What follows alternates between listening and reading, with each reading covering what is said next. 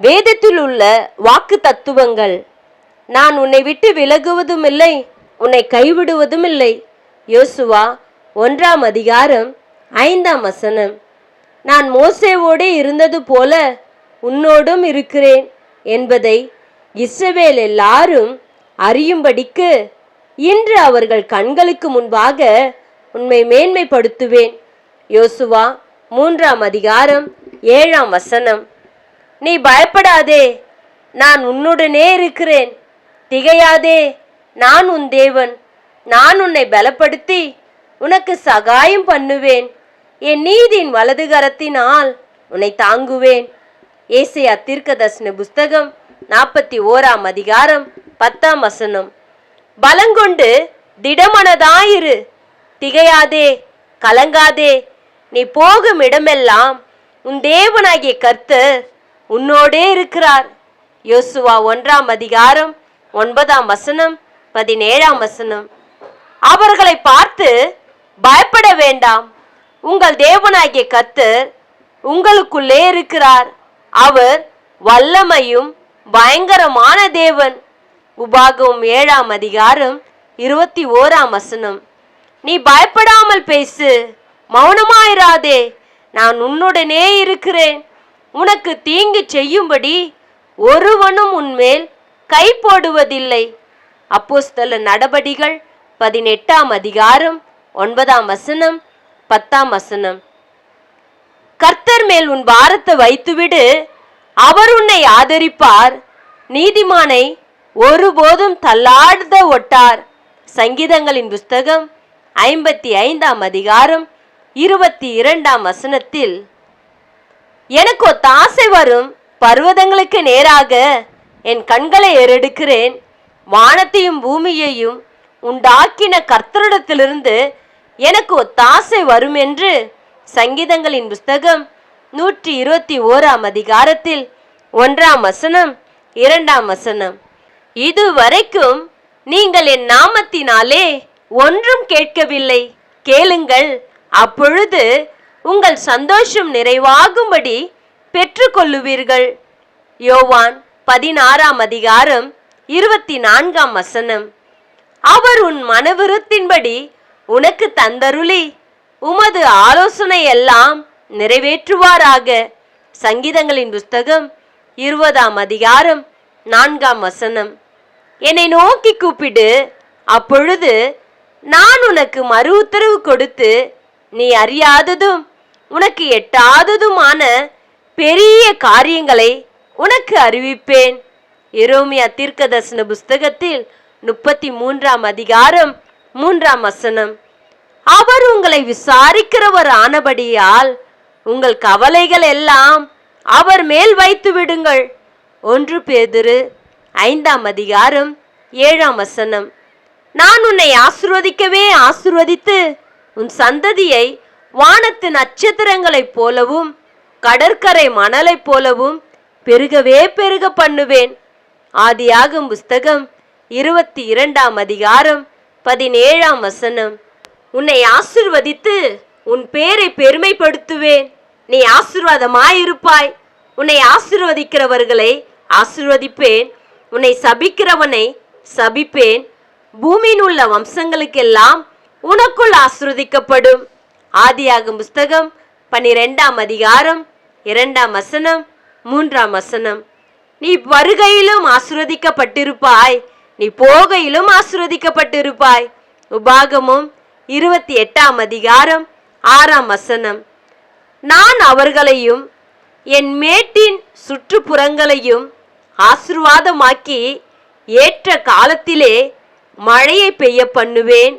ஆசீர்வாதமான மழை பெய்யும் என்று எசேக்கியேல் 34 அதிகாரம் 26 நான் வானத்தின் பலகணிகளை திறந்து இடங்கொள்ளும் போகு மட்டும் உங்கள் மேல் ஆசீர்வாதத்தை வர்ஷிக்க மாட்டேனோவென்று அதனால் என்னை சோதித்து பாருங்கள். மல்கியா புஸ்தகம் 3 அதிகாரம் 10 கர்த்தர் சீயோனிலிருந்து உன்னை ஆசீர்வதிப்பார். நீ ஜீவனுள்ள நாளெல்லாம் எருசலேமின் வாழ்வை காண்பாய். நீ உன் பிள்ளைகளின் பிள்ளைகளையும் இஸ்ரவேலருக்கு உண்டாகும் சமாதானத்தையும் காண்பாய் என்று சங்கீதங்களின் புஸ்தகம் 128 அதிகாரம் 5 வசனம் 6 வசனம். ஆனாலும் என் நாமத்துக்கு பயப்படுகிற உங்கள் மேல் நீதியின் சூரியன் உதிக்கும், அதன் சேட்டைகளின் கீழ் ஆரோக்கியம் இருக்கும். நீங்கள் வெளியிலே புறப்பட்டு போய் கொழுத்த கன்றுகளைப் போல வளர்வீர்கள் என்று மல்கியா தீர்க்கதரிசன புஸ்தகத்தில் 4 அதிகாரம் 2 வசனம். நீ உன் தேவனாகிய கர்த்தரின் சத்தத்தை கவனமாய் கேட்டு அவர் பார்வைக்கு செவ்வையானவைகளை செய்து அவர் கட்டளைகளுக்கு செவி கொடுத்து அவருடைய நியாயங்கள் யாவையும் கைக்கொண்டால், நான் எகிப்தியருக்கு வரப்பண்ணின வியாதிகளில் ஒன்றையும் உனக்கு வரப்பண்ணேன். நானே உன் பரிகாரியாகிய கர்த்தர் என்றார். யாத்ராகம புஸ்தகம் 15 அதிகாரம் 26 வசனம். அவருடைய தழும்புகளால் குணமாகிறோம். ஏசாயா தீர்க்கதரிசன புஸ்தகம் 53 அதிகாரம் 5 வசனம். அவர் தமது வசனத்தை அனுப்பி அவர்களை குணமாக்கி அவர்களை அழிவுக்கு தப்புவிக்கிறார் என்று சங்கீதங்களின் புஸ்தகம் 107 அதிகாரம் 20 வசனம். கர்த்தர் சகல நோயையும் உன்னை விட்டு விலக்குவார்.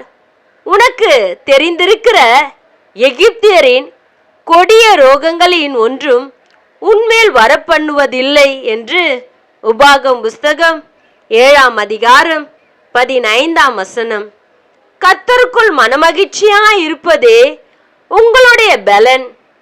நெகோமியா 8 அதிகாரம் 10 வசனம்.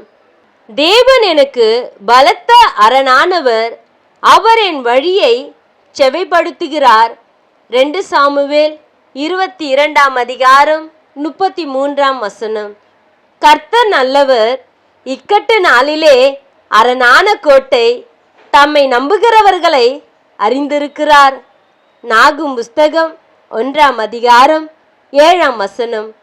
நம்பிக்கையுடைய சிறைகளே, அரணுக்கு திரும்புங்கள், ரெட்டிப்பான நன்மையை தருவேன், இன்றைக்கே தருவேன். சகரியா புஸ்தகம் 9 அதிகாரம் 12 வசனம். அவன் உயர்ந்த இடங்களில் வாசம் பண்ணுவான், கண்மலைகளின் அரண்கள் அவனுடைய உயர்ந்த அடைக்கலமாகும். அவன் அப்பம் அவனுக்கு கொடுக்கப்படும், அவன் தண்ணீர் அவனுக்கு நிச்சயமாய் கிடைக்கும். ஏசாயா தீர்க்கதரிசன புஸ்தகம் 33 அதிகாரம் 16 வசனம். அக்காலத்திலே யூதா ஜனத்தில் பாடப்படும் பாடலாவது, பலனான நகரம் நமக்கு உண்டு, இரட்சிப்பையே அதற்கு மதிலும் அரணுமாக ஏற்படுத்துவார். ஏசாயா தீர்க்கதரிசன புஸ்தகம் 26 அதிகாரம் 1 வசனம். அவர்கள் எனக்கு மறைவாய் வைத்த வலைக்கு என்னை நீங்களாக்கிவிடும், தேவரீரே எனக்கு அரண். சங்கீதங்களின் புஸ்தகம் 31 அதிகாரம் 4 வசனம். அவருக்குள் ஞானம் அறிவு என்பவைகள் ஆகிய பொக்கிஷங்களை எல்லாம் அடங்கியிருக்கிறது. கொலேசியர் 2 அதிகாரம் 3 வசனம். உங்களில் ஒருவன் ஞானத்தில் குறைவுள்ளவனாயிருந்தால் யாவருக்கும் சம்பூரணமாய் கொடுக்கிறவரும் ஒருவரையும் கடிந்து கொள்ளாதோருமாகிய தேவனிடத்தில் கேட்க கடவன், அப்பொழுது அவனுக்கு கொடுக்கப்படும். யாக்கோபு 1 அதிகாரம் 5 வசனம். தேவன் சாலமோனுக்கு மிகுதியான ஞானத்தையும் புத்தியையும் கடற்கரை மணலை தலையான மனோவிருத்தியையும் கொடுத்தார். சகல கிழக்கத்திய புத்திரரின் ஞானத்தையும் எகிப்தியரின் சகல ஞானத்தை பார்க்கிலும் சாலமோனின் ஞானம் சிறந்ததாயிருந்தது. 1 ராஜாக்கள் 4 அதிகாரம் 29 வசனம் 30 வசனம். கர்த்தருக்கு பயப்படுவதிலே ஞானத்தின் ஆரம்பம், அவருடைய கற்பனைகளின்படி செய்கிற யாவருக்கும் நற்புத்தி உண்டு. சங்கீதங்களின் புஸ்தகம் 111 அதிகாரம் 10 வசனம். இயேசுவானவர் ஞானத்திலும் வளர்த்தியிலும் தேவ கிருபையிலும் மனுஷின் தயவிலும் அதிகமாய் விருத்தி அடைந்தார். லூக்கா 2 அதிகாரம் 52 வசனம். தேவன் தமது பார்வைக்கு நல்லவனாய் இருக்கிறவனுக்கு ஞானத்தையும் அறிவையும் இன்பத்தையும் அளிக்கிறார். பிரசங்கி 2 அதிகாரம் 26 வசனம்.